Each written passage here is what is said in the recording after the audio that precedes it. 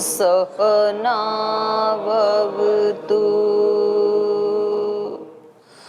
सहनौ भुनक्तु सह वीर्यं करवावहै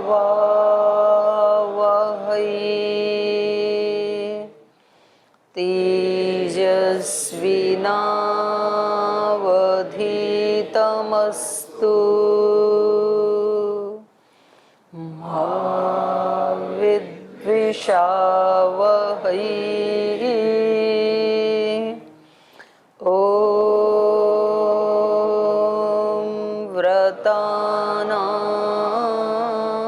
व्रतपते व्रतं चरिष्यामि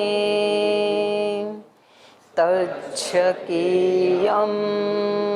तन्मे राध्यताम् इदमहमनृतात् सत्यमुपैमि ॐ शान्ति शान्ति शान्तिः।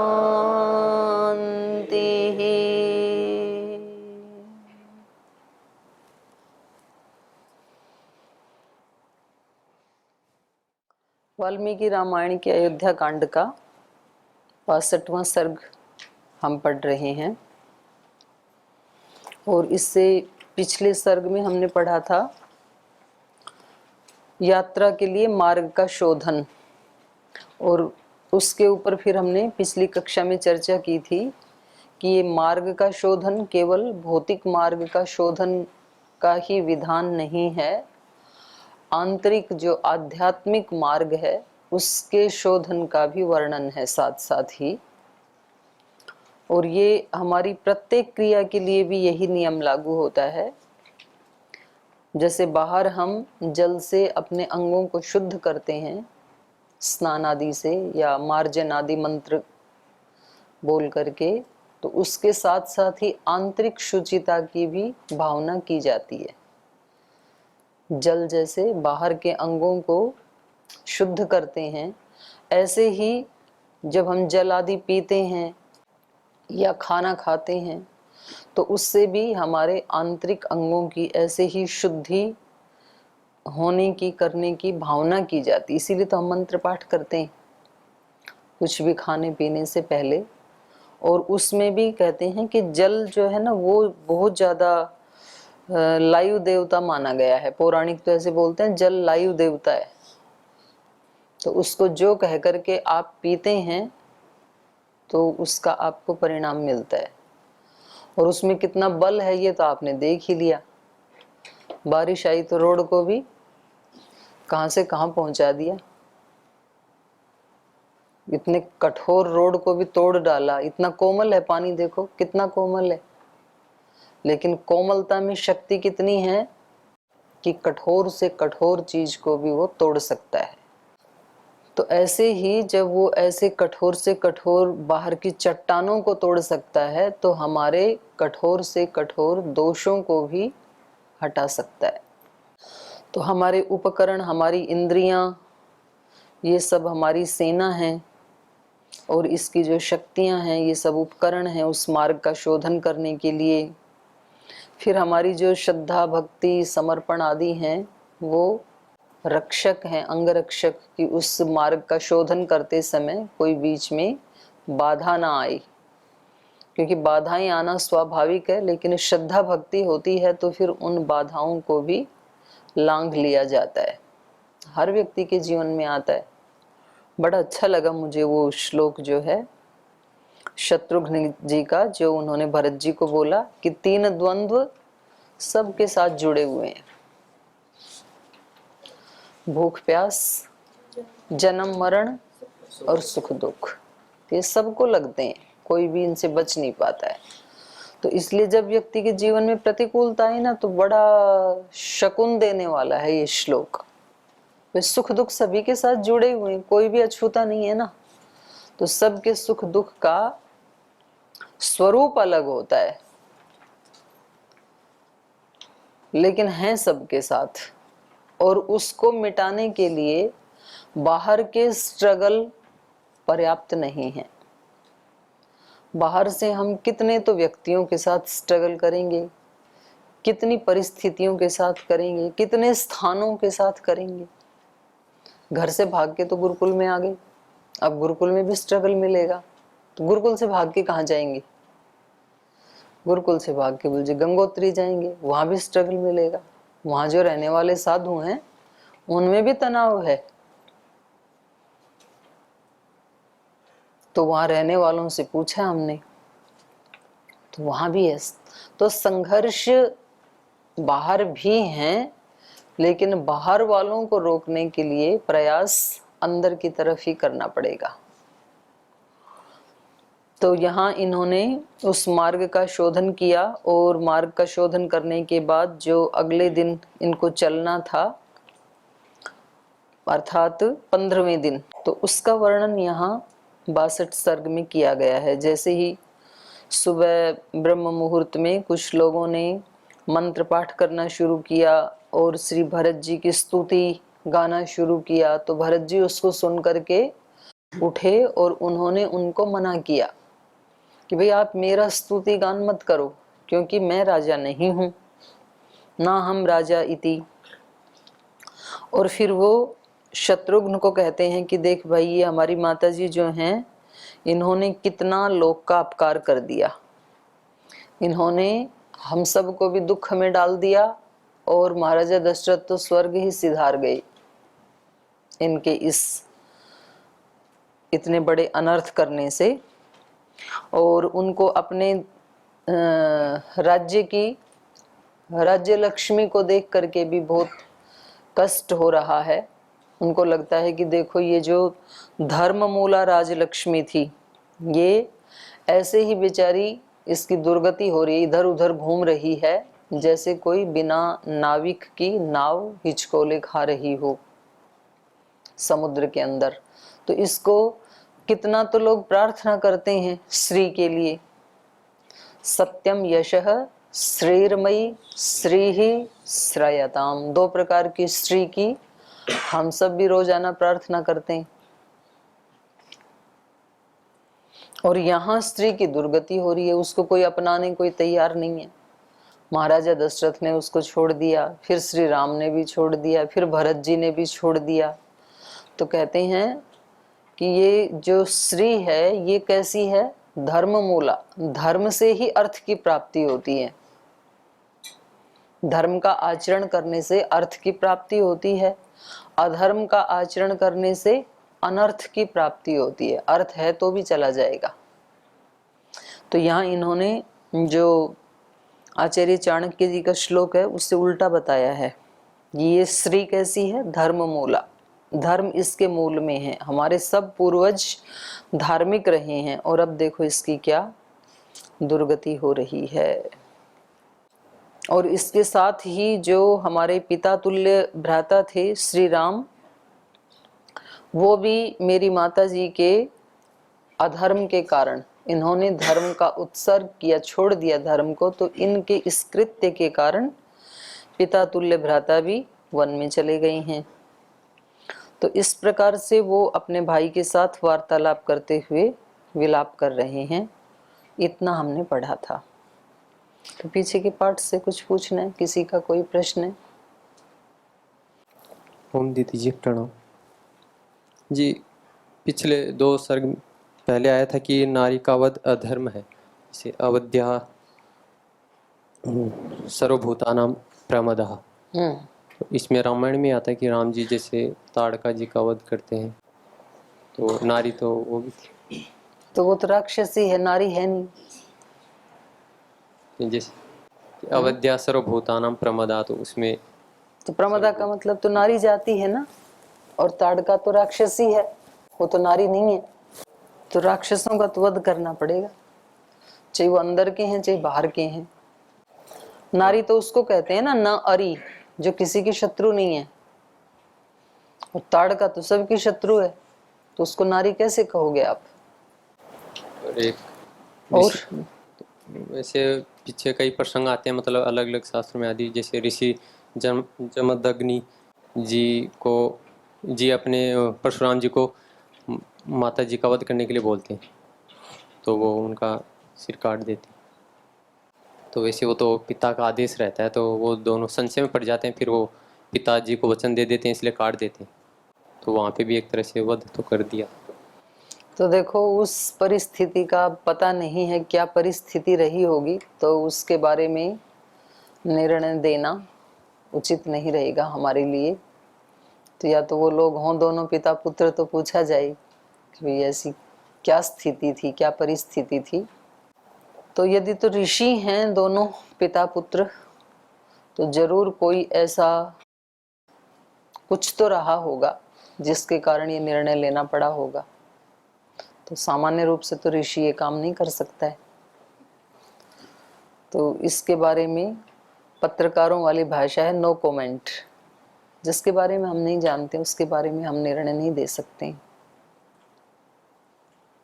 वध, जैसे अब वध तो आजकल मालूम नहीं हो, वध के लिए तो निषेध करते हैं शास्त्र, लेकिन रामायण महाभारत या आज के समय में समाज में देखें तो वध तो सामान्यतः घरों में या समाज में नहीं होते, लेकिन हिंसा प्रताड़ना अपराध इतने होते हैं महिलाओं माताओं पे, तो वो एक तरह से मृत्यु जैसी या कई प्रथा ऐसी हैं उनको। हाँ, उसको भी वध कह सकते हैं आप।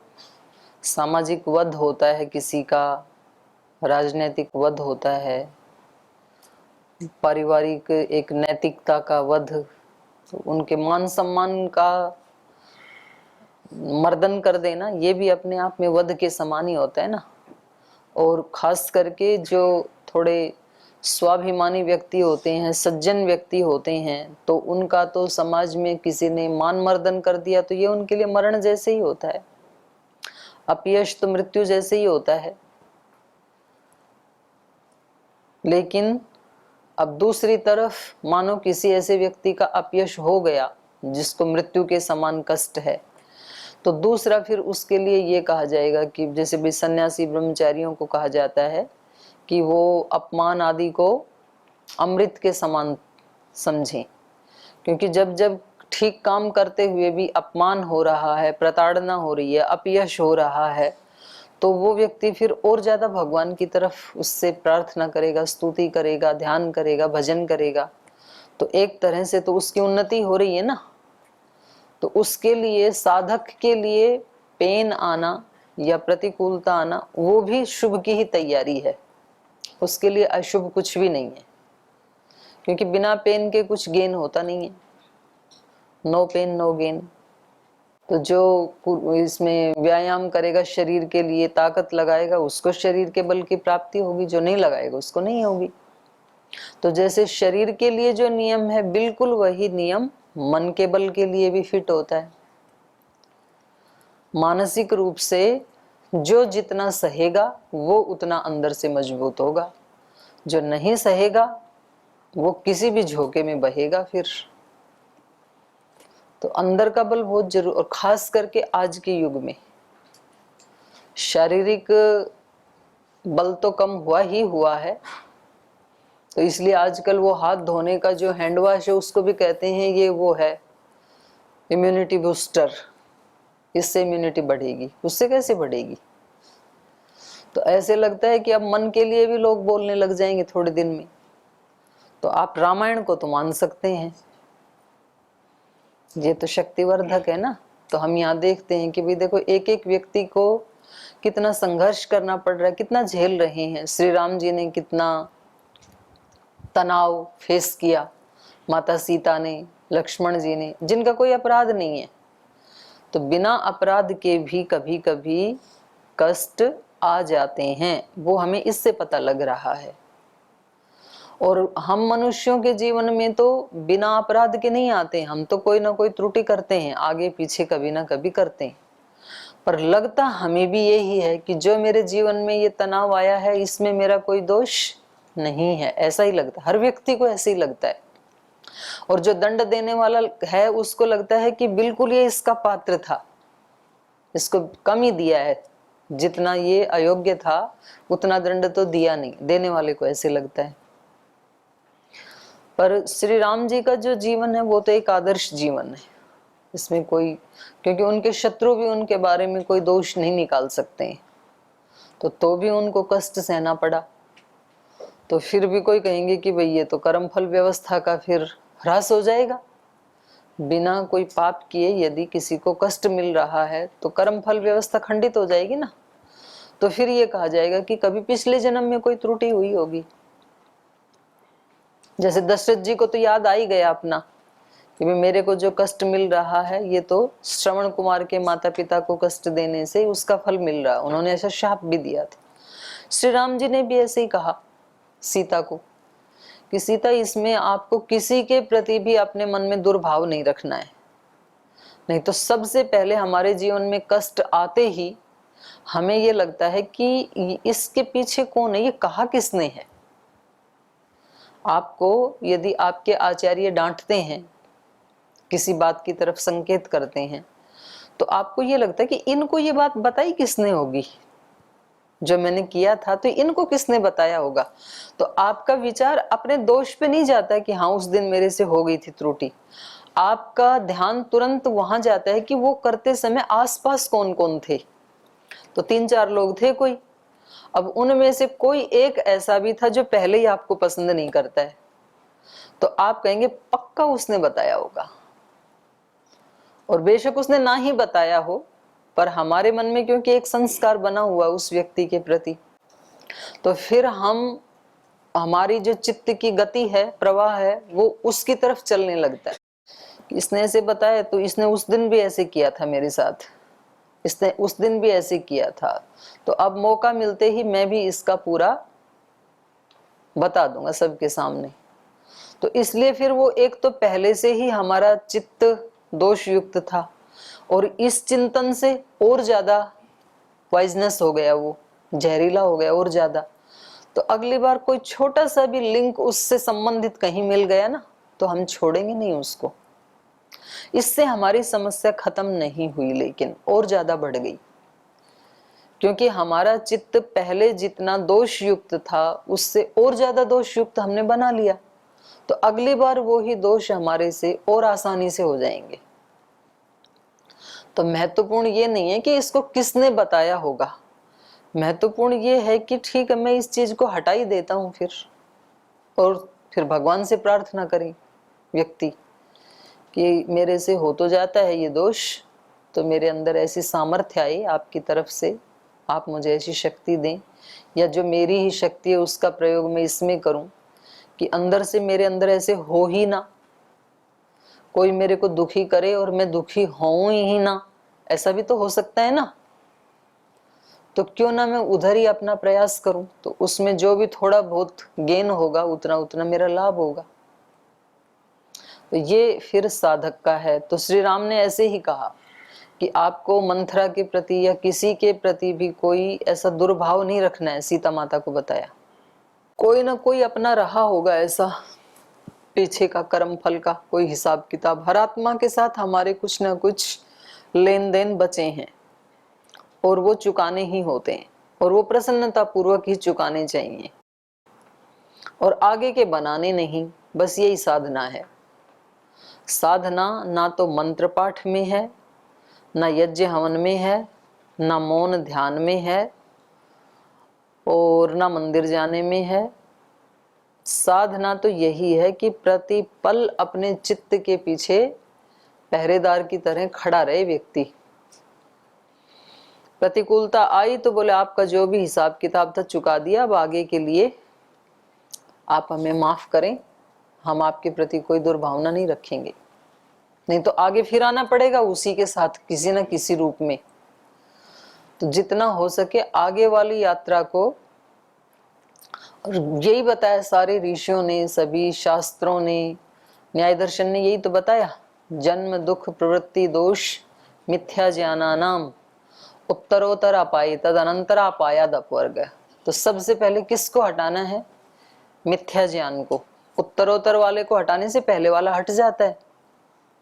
तो मिथ्या ज्ञान को हटाते ही क्या हटेगा? दुख जन्म प्रवृत्ति दोष मिथ्या ज्ञान। तो मिथ्या ज्ञान को हटाया तो क्या हटेंगे? दोष। और मिथ्या ज्ञान यही है कि मेरे दुख का कारण ये व्यक्ति है, मेरे दुख का कारण ये व्यक्ति नहीं है, मेरे दुख का कारण मेरा अज्ञान है, मेरी कामना है, मैं दूसरों से सुख चाहता हूँ ये है, मैं दूसरों से प्रशंसा पाना चाहता हूँ ये मेरे दुख का कारण है। ये मिथ्या ज्ञान है। इसके हटाते ही दोष हटेंगे। दोष क्या है? राग द्वेष मोह। तो फिर ना किसी से राग होगा ना द्वेष होगा। अभी जो सुख देते हैं उनके प्रति राग है, हमें लगता है ये तो बिल्कुल मेरे हितैषी हैं, और जो दुख देते हैं लगता है ये पक्का शत्रु है, इसने तो सदा ही सताया है मेरे को। पर वास्तव में वो दोनों ही मेरा या तो यूं कहें कि शुभ करने वाले हैं, या तो यूं कहें कि अशुभ करने वाले हैं। राग और द्वेष रखते हैं तो राग भी तो अशुभ है ना अपने आप में, और द्वेष भी अशुभ है, तो दोनों ही अशुभ करने वाले हैं। और या एक प्रेरणा दे रहा है उससे भी मेरा शुभ हो रहा है, एक दोष बता रहा है उससे भी मेरा शुभ हो रहा है, तो दोनों ही शुभ करने वाले हैं। तो काम उधर नहीं करना, काम इधर करना है। तो मिथ्या ज्ञान हटते ही दोष हटेंगे, और राग द्वेष मोह हट गया तो क्या हटेगा फिर? प्रवृत्ति। क्योंकि हम राग द्वेष मोह से युक्त होकर के ही प्रवृत्त होते हैं, तो फिर प्रवृत्ति नहीं होगी तो क्या हम कुछ भी काम नहीं करेंगे? क्या प्रवृत्ति हट गई तो क्या कुछ भी नहीं करेंगे? राग द्वेष हट गया तो कुछ भी करेंगे कि नहीं करेंगे? तो प्रवृत्ति तो हो जाएगी। तो नहीं, उसको प्रवृत्ति नहीं कहते। जो दोष मूलक कर्म है उसको ही प्रवृत्ति कहते हैं। उसके बाद क्रिया तो होगी, लेकिन क्रिया न करने जैसी हो जाएगी, करने के बाद भी अकर्ता का भाव। जैसे सूर्य रोजाना प्रकाश दे रहा है लेकिन उसका कोई कर्माशय नहीं बन रहा है, प्रकाश देकर के भी वो उसके लिए कुछ करके भी न करने जैसा ही है। जिस क्रिया में हमारा राग और द्वेष और मोह नहीं जुड़ा होता है, वो क्रिया करते हुए भी हमें लगता है कि कुछ भी नहीं किया। तो मैंने कई बार आपको उदाहरण दिया ना कि छोटा बच्चा जब चलने लगता है तो चलने वाली क्रिया के प्रति उसका क्या होता है? राग, कि मैं चलना सीखूं, क्योंकि एक एक कदम बढ़ाना उसके लिए बहुत बड़ा काम है। और वो ही बच्चे जब चलना भी सीख गए, बड़े भी हो गए, और फिर किसी दिन कक्षा में आए नहीं और ग्राउंड में इधर से उधर उधर उधर टहल रहे हैं, या कक्षा में भी आए तो ऊपर से उतर के नीचे तक आए, तो हम पूछें कि रास्ते में क्या क्या किया, तो क्या बोलता है कि कुछ भी तो नहीं किया मैंने। आपसे पूछें उस गुरुकुल से, कन्या गुरुकुल से यहाँ तक आए तो रास्ते में बीच बीच में क्या क्या किया, तो यही उत्तर होगा ना, कुछ भी नहीं किया, आए हैं। तो चलना भी तो एक क्रिया है ना, पर वो क्रिया हमारे लिए कैसी हो गई? न करने जैसी ही हो गई, करके भी न करने जैसा। तो ऐसे ही राग द्वेष मोह ये दोष यदि हट गए तो क्लेश मूलक प्रवृत्ति नहीं होगी, निवृत्ति मूलक प्रवृत्ति होगी, उसका कोई कर्माशय बनेगा नहीं।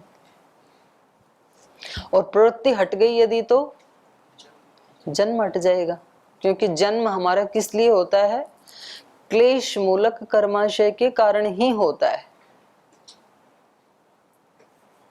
सती मूले तद विपाको जाति आयुर्भोगा। और जब जन्म ही नहीं हुआ दुख अपने आप हट गए, क्योंकि जन्म लेना ही अपने आप में क्या है? कुछ सुख और कुछ दुख का कारण है। जन्म नहीं है तो दुख भी नहीं है, तो यही अपवर्ग है। तो इसलिए हर पल व्यक्ति को यही सोचने की आवश्यकता है कि भाई हर आत्मा के साथ कोई ना कोई अपना कुछ अगले पिछले किसी न किसी जन्मों का कोई है हिसाब किताब, तो उसको चुका करके खुश होना और आगे के लिए नया नहीं बनाना, बस यही साधना है। और ये सब लोगों ने बताया जो बड़े साधक हुए। कबीरदास जी कहते हैं कुछ नहीं करता हूं मैं, ना मंदिर जाता हूं, चलता हूं वही परिक्रमा है, खाता हूं वही भगवान को भोग लगाना है, और सोता हूं ये दंडवत है। तो उसकी एक एक क्रिया भगवान की पूजा ही है। उनको बहुत लोगों ने कहा बोले अब तो आप इतने ऊंचे साधक हो गए, आत्मवित्त हो गए आप, तो अब तो ये कपड़े वपड़े बनाने का काम छोड़ो, इतने लोग दान दक्षिणा देते हैं आपको, तो अब तो पूरी फैक्ट्री चल सकती है कपड़े बनाने की, तो ये इतना काम क्यों करते हैं? इतना छोटा काम क्यों करते हैं इतने बड़े सिद्ध पुरुष होकर के? अब तो बैठ के लोगों को उपदेश दिया करो, आपके दर्शनार्थी इतने आते हैं। और जरूरी ही है यदि आपको कपड़ा बुनवाना तो किसी अपने शिष्य को लगा दो, एक दो को इस काम में। कबीर जी बोले तुम्हारा भ्रम है, मैं कपड़ा बनाता ही नहीं था कभी और आज भी नहीं बना रहा हूं, मैं तो पूजा कर रहा हूं इस क्रिया के माध्यम से अपने भगवान की, कपड़े नहीं बनाता मैं, तो मैं अपनी पूजा को कैसे छोड़ सकता हूं? तो वो कपड़ा बनाते समय ये थोड़ी सोचते थे कि कितने मीटर बना दिया, इसकी कितनी कीमत होगी, कौन सी मार्केट में भेजनी है इसको, गट्ठर को, ऐसे नहीं सोचते थे। वो तो उसको बनाते बनाते सोचते थे चदरिया झीनी रे झीनी, ये सोचते थे वो। तो वो उस चदरिया को बनाते बनाते इस चदरिया में खो जाते थे। तो उनके लिए फिर वो काम कर्माशय बनाने वाले नहीं होते हैं। तो यहाँ पर ऐसे ही ये जो मैं श्लोक आपको बता रही थी कि भाई ये जो महापुरुष हैं इनके जीवन में भी बिना कोई अपराध के इस जीवन का कोई ना कोई प्रतिकूलता आ ही जाती है। तो ये कैसे उसको फेस करते हैं उसको देख करके हमें प्रेरणा मिलती है, क्योंकि हम सबके जीवन में भी आते ही हैं ये तो ये श्लोक जो मैं बता रही थी कि ये बड़ा काम का श्लोक है और ये हमें हमेशा याद रहना चाहिए, और कम से कम जब प्रतिकूलता आए तब जरूर याद आना चाहिए। ये था ना, इसमें 60वें सर्ग में आया था 15वां श्लोक, त्रीणि द्वंद्वानि भूतेषु प्रवृत्तानि विशेषतः तेषु च अपरिहार्येषु नैवं भवितुम् अर्हसि।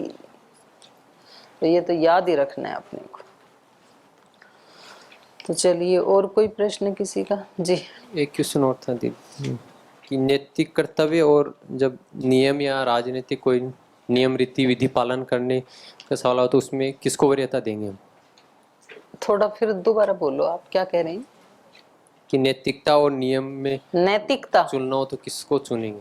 नैतिकता नैतिक और नियम, कर्तव्य, हाँ, और नियम में तो पहले तो इन्हीं को स्पष्ट करो। आप नैतिकता किसको कह रहे हैं और जैसे नियम किसको कह रहे हैं? मेरे अनुसार जैसे रामायण में आया 2-3 जगह, जैसे राम जी का उदाहरण है कि राजनीति के अनुसार वो अगर राजनीति से अगर करते तो वो राज्य ले सकते थे। आया भी है कि वो पिता को जेल में बंद करके राज कर सकते थे। और ऐसे ही भरत जी ने भी बोला कि वो दशरथ जी को जेल में बंद करके अपना बंदी बना के राज कर सकते थे।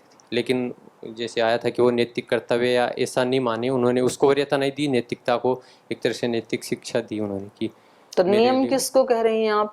राजनीति को, जो राजनीति नियम है या जो बना हुआ है राजनीति। तो राजनीति का नियम बोलो, ये सार्वभौमिक नियम नहीं है, फिर वो केवल राजनीति का नियम है।